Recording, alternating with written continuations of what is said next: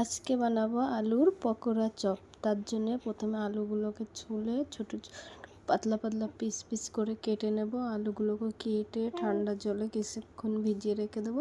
তারপরে একটা বোলের মধ্যে নিয়ে নেব বেসন, হলুদ গুঁড়ো, লঙ্কা গুঁড়ো, লবণ। তার মধ্যে দিয়ে দেবো হিং দেওয়ার পরে দিয়ে দেবো বেকিং সোডাটা দেওয়ার পরে কিছুক্ষণ ভালো করে মিশিয়ে নেব। মিশিয়ে নেওয়ার পরে জল দেব। জল দিয়ে ভালো করে মিশিয়ে ফেটিয়ে নেব। ফেটিয়ে নেওয়ার পরে যখন ভালো করে কড়াইতে তেল গরম বসিয়ে দিয়েছি। বসিয়ে দেওয়ার পর তেলটা যখন গরম হয়ে গেছে, আলুগুলোকে বেসনে ডুবিয়ে তেলে ছেড়ে দিয়েছি। আর দেখতে পাচ্ছ বন্ধুরা, ওগুলো কি সুন্দর ফুলকো ফুলকো হয়ে ফুলে উঠেছে সব। আর এগুলো না আপনারা বাড়িতে ট্রাই করবেন, একদম ফুলে উঠবে আর ক্রিসপি, খেতে খুব সুন্দর।